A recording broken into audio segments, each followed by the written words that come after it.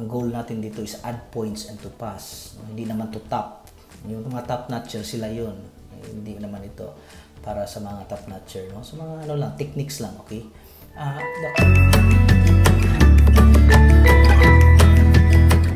May balak ba kayong mag civil service o gusto niyo papasa civil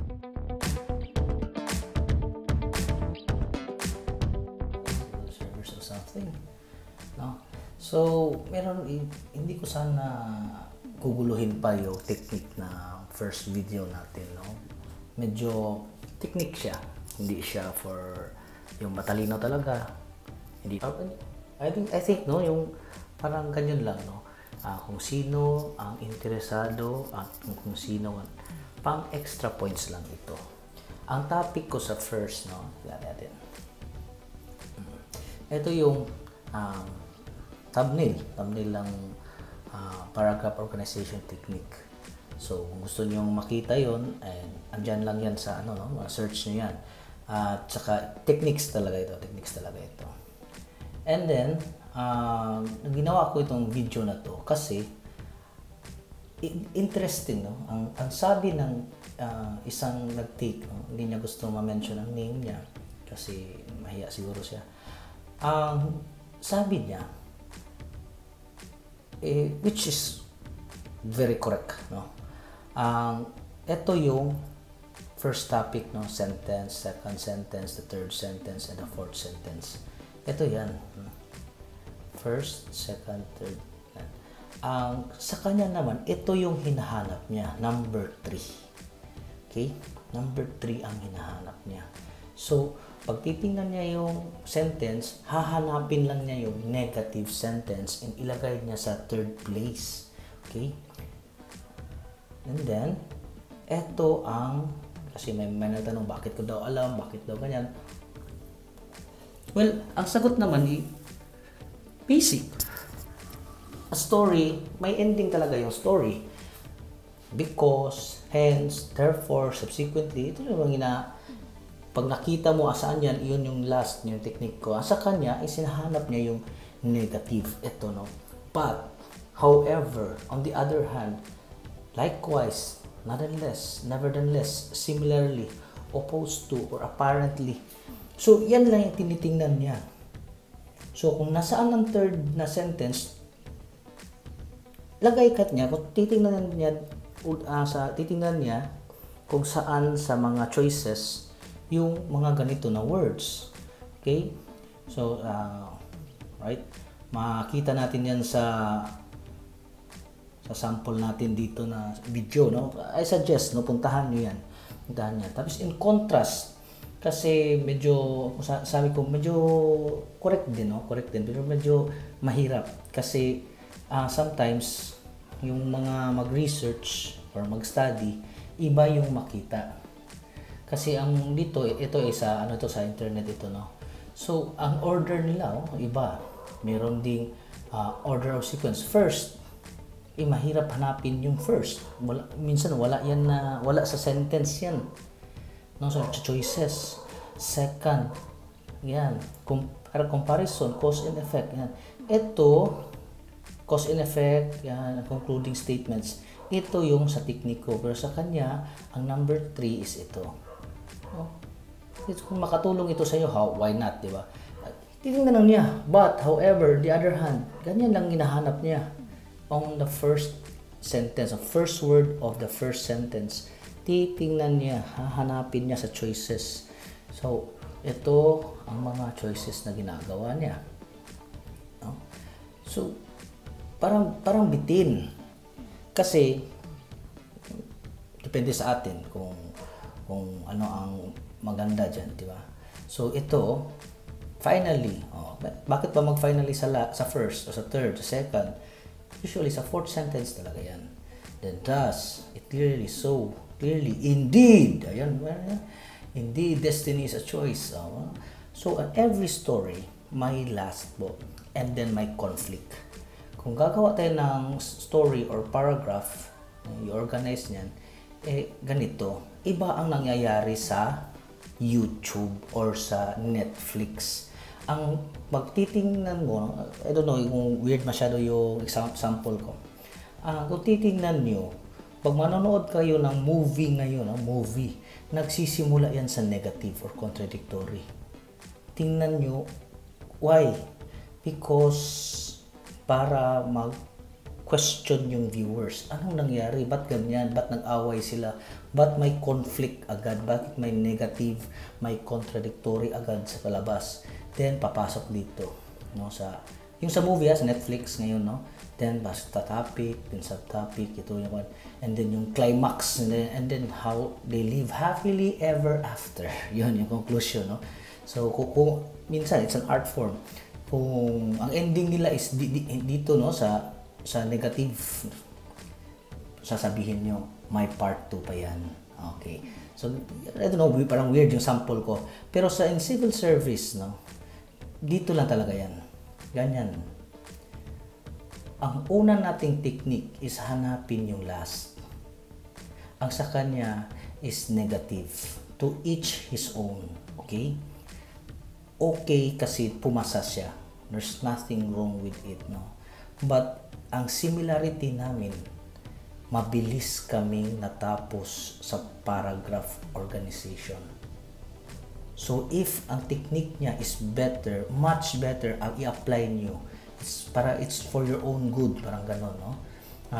Kung titingnan niyo, negative lang yung titingnan ko, number 3 ako. Kasi lahat, no, I don't know kung lahat or siguro majority sa atin, nahihirapan dito. No? Mahirap kasi hanggang ngayon, kung wala itong topic ito, kaya lang na qualify siya as may subtopic. Yan. It is a support to the main topic.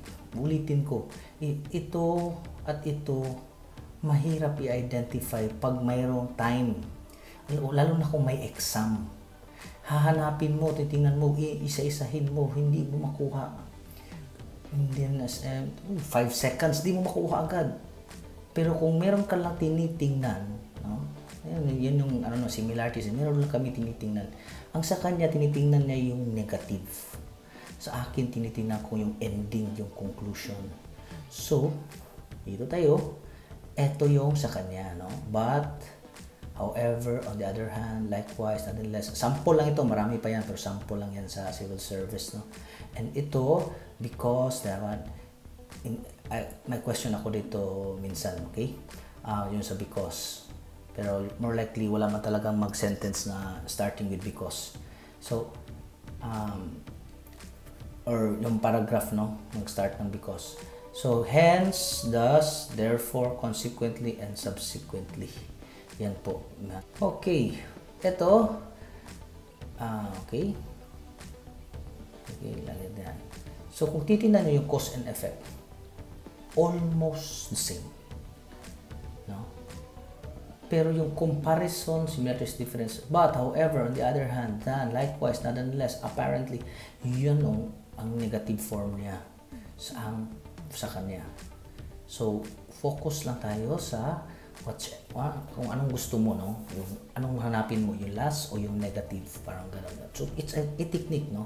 Hindi ko sana gagawa ng another video para hindi malito yung tao. Yun yung nasa isip ko eh. Maraming nag-request ng more questions, or more examples. Huwag niyong lituhin. Yun lang ang technique. Find the last sentence. Yun lang talaga. And then, na-introduce yung sa kanya is find the negative form. Yun yung contradictory. Find it. Yun yung sa kanya. It nag-work sa kanya, baka mag-work sa inyo. Okay? Kasi, in addition to having a good time, yung maggagawa ka ng sentence on your own, hindi exam. Yan yung point ko. Hindi exam. The most common patterns are the following: classification, chronological, sequence, evidence. For me, it's complicated. No? Why do make things complicated? Find natin. Ito, paragraph organization techniques. Not for civil service, siguro I'm not sure pero dito tayo magkatalo sa kanya. Yung hindi ko kinakriticize yung kasi nag-work na napasa niya eh. Ang goal natin dito is add points and to pass, no? Hindi naman to top. Yung mga top notcher sila yun, hindi naman ito para sa mga top notcher, no? Sa mga ano lang, techniques lang, okay? In every story there's an ending. Find the concluding sentence or the closing sentence. Yun yung point, no? Hanapin nyo yung last sentence. Yung sa ano niya is mahirap po. Find the topic sentence. It usually contains the main idea or main topic. Find the supporting sentence. Ito ay kinuha ko lang sa internet. No? Kung titingnan nyo, nawala yung negative. Kasi usually, no, may mga sentences na walang negative form. Okay? Sentences may paragraph. So, na may negative form. So, tingnan nyo. So, I want you, no, na puntahan nyo yung isang video ko para ma-explain further yung technique. Yung technique, okay? You find this concluding sentence or the closing sentence. Ang akin naman is find the closing word. Find the closing word. Yan. Ito, cause and effect. Tatlo lang yan siya. No? Saan ko nakuha ito? Ito, yung order sequence until finally. But, however, on the other hand, likewise, ito yung third, no? Yung third na pinapoint out ko na hinahanap. Cause and effect. Hence, thus, therefore, consequently, subsequent. Ito yung mga cause and effect. So, medyo, you try to remember, na ito ba closing? Ito ba ending? Para di tayo makalimot, and they live happily ever after. No? Or lastly. Yan. Okay? So, ito. Yan. Finally, in conclusion, in summary, therefore, thus, as a result, indeed, clearly, yan po yung nahanap natin. So, mahirap hanapin yung negative form. Kasi mayroong mga paragraph na walang negative sentences or sentence. Then titingnan natin sa technique kasi ang purpose natin is technique sa civil service. Okay? Ma-compress mo yung time, no? Maganda yung grade, hindi naman siguro ma-perfect yan, pero maganda yung grade and mayroon kang maraming points, no? Mayroon kang maraming time sa ibang subject. Okay? And then ito I suggest na na tingnan nyo, you-search nyo yan, no, sa video ko. And then ito, salamat sa mga thank you for the easiest best technique what I had watched. Galing na technique mo, sir. Marami kang natutunan dito. So 1 year ago, no? So it's a very cool. Meron pa dito pumasa siya, no? So very good. Very good. Ay, ito. Thank you po ng marami. Tapos edited. Nakapasa po ako. Salamat po sa technique, sir. More powers. It's it's binigyan kita ng technique to have more time sa ibang mga mahirap na mga na tawag dito subject sa civil service. Kung magaling ka sa math, uunahin mo yung mathematics, but ang procedure yun mataas. Really, ang procedure yun mataas bago mo makuha yung score. May mga hula-hula pa dyan, no?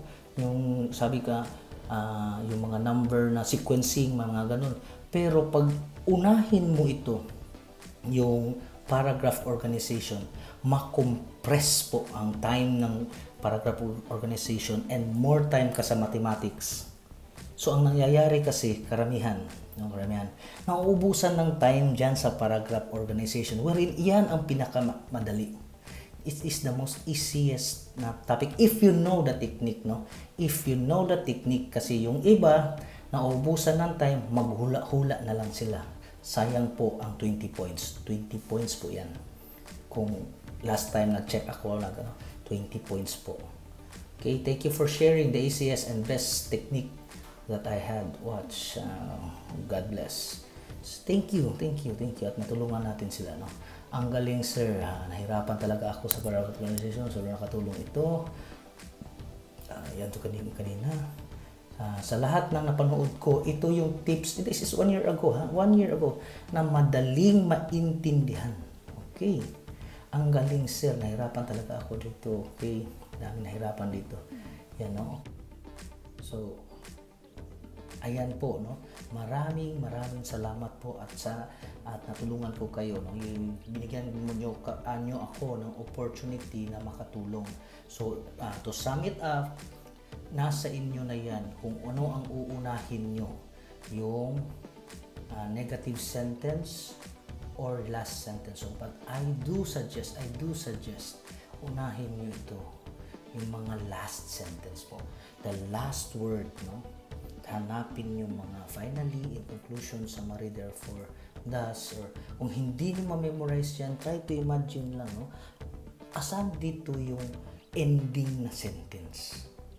Kung hindi nakalagay dyan wala yung mga words na sinasabi mo, hanapin nyo yung last sentence. The last sentence po yung hanapin natin. So, ulitin ko, paragraph organization part 2 ito part 2. Hindi ko sana dadagdagan para hindi malito yung mga tao. Ito ang chronological order nila for civil service purposes. Topic, subtopic, negative, contradictory, and conclusion.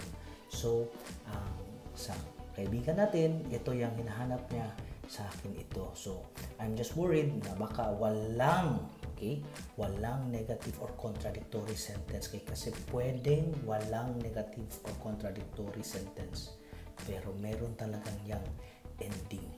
In every paragraph, in every story, may conclusion talaga yan, may ending talaga yan kasi it's about the exam po ang hinaharap natin. So thank you very much. You watch the video, no? Maganda ito, yan. Say, magandang armas yan sa civil service. Magandang araw sa inyo, magandang gabi, magandang umaga.